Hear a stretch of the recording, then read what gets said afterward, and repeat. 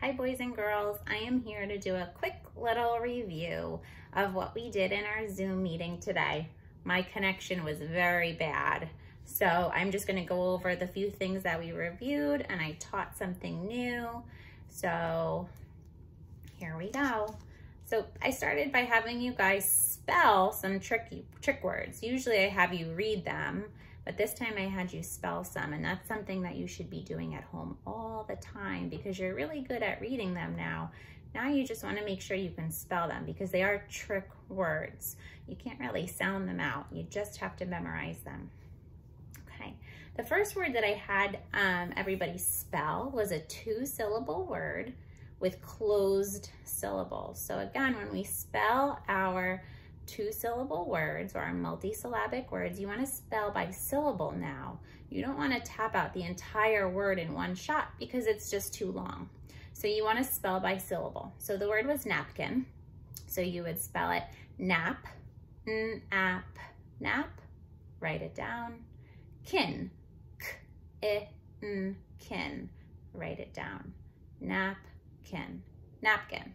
This is what it should have looked like. Napkin, nap, nap, kin, napkin. And then I asked you to mark it up. Now I know that this word doesn't have a lot to mark up, but sometimes your words have a lot of things going on, and we don't want that to confuse you. So I just really am more worried about, are you marking your syllables up correctly? So this is how you should have marked up napkin. You should always start with the first syllable, mark it up, and then do the second one so that you're not looking at the whole word together. So I divided my word into 2 syllables, nap and kin, and then I started by marking up nap. Nap is a closed syllable, P is closing in my A is a short sound, so I put the brev up top and the C below. Kin, closed syllable, short vowel, brev, C, napkin. You don't have to divide your word between the syllables, but I like to so that I can see the syllable that I'm working on and the letters don't all mesh together. Napkin. The next word was contest. Con, con. Test, test. Contest, contest.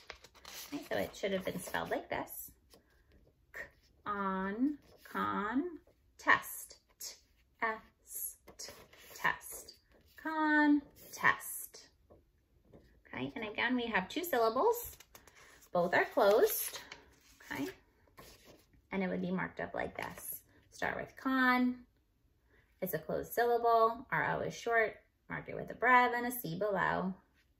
And test, again, my E is closed in, so it's a closed syllable, it's got a short vowel sound, so I put a brev up top. And I divided it between my 2 consonants. Contest. My next word was a 2-syllable word, but this time I combined a closed syllable with a vowel consonant E. So you're gonna have a short vowel sound and a long vowel sound. My word was concrete. Con, concrete.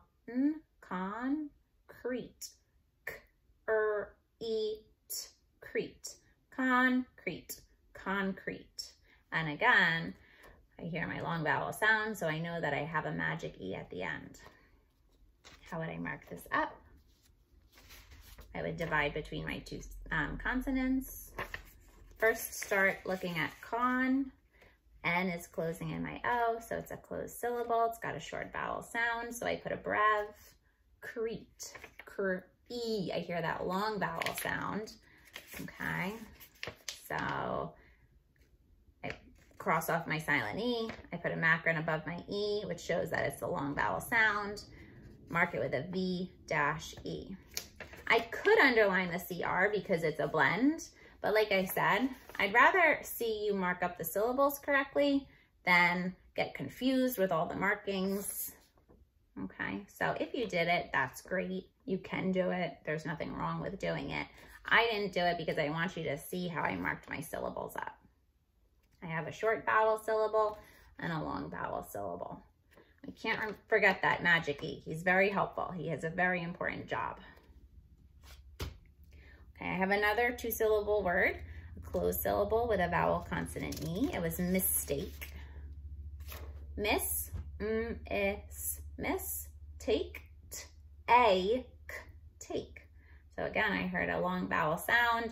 I see my magic E on the end. I can't forget him. I mark it up like this. Miss. So I divided my word between my 2 consonants. I start by marking up miss. Is. It's a short vowel. It's closed in. Put a C below and a brev up top. And then take. Take is that long vowel sound. So it has a macron above, a line. I cross off my silent E because we don't hear it and mark it with a V-E. Mistake, mistake. Okay. The next thing I showed was adding a suffix S to a 2-syllable word. Just a suffix S, not an ED, not an ING, just the S. So if my word was napkins, you do it the exact same way that you're used to with suffixes, the exact same way that we tap out our word with suffixes and marking it up. So if my word was napkins, it would be nap, nap, write it. Kin, kin, write it. Napkin, napkin, napkins. Okay, so nap, nap, kin, napkin, napkins. Okay, and I would mark it up like this. So I can look at the word, find where I would divide it. I would divide it between my 2 consonants, nap and kin. Let's start with nap. Nap is a closed syllable. Move on to kin. Kin is a closed syllable because my N is closing in my I. It would be the same way as if you marked up just napkin, but now we have a suffix S, which we circle. Okay, so you're only circling that suffix S. You're not including that in your 2nd syllable. Okay, that's it. We'll do one more. Reptiles. Rep, tile, reptile, reptiles. Oh, it's spelled like this. Tile, reptile, reptiles. You would mark it up. Divide between your 2 consonants. Rep is a closed syllable because it's short vowel.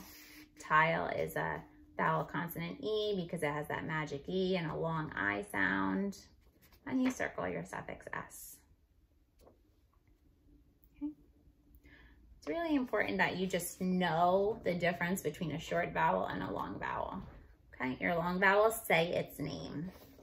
So it says A or I or E or O. Use a funny one. It could make a couple different sounds. The last thing that I showed was something new, and it's the spelling of ick at the end of a word. I'm going to show you a list of words. I'll read them, but you look at them also. Pick, brick, stick, lick, tick. What do you notice about these words? There's a couple things. Pick, brick, stick, lick, tick. I'm sure the first thing you're noticing is that they all rhyme, and you're absolutely correct because they all have the same ending sound. But do you notice anything else? At least 2 things.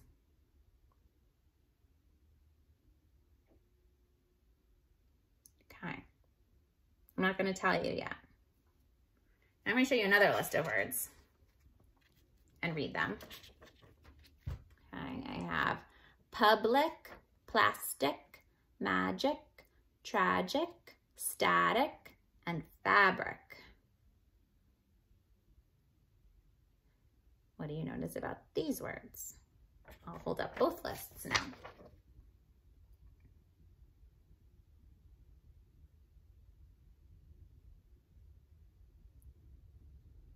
Okay, this list, all these words end in ick. And the ick is spelled I-C-K. All these words end in ick too, but they're spelled I-C. So what's the big difference between these two lists of words? When do we use I-C-K?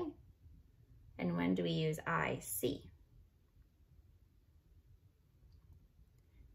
At the end of a one-syllable word that ends in ick, you'll spell it I-C-K. Pick, brick, stick, lick, tick. They're all one-syllable words. So that gets the I-C-K, ick. Whenever you have a two-syllable word that ends in ick, you'll end it with I-C, not I-C-K. Public, plastic, magic, tragic, static, fabric are all two-syllable words. Okay, so one syllable, I-C-K, ick. Two syllable, I-C, ick. Okay.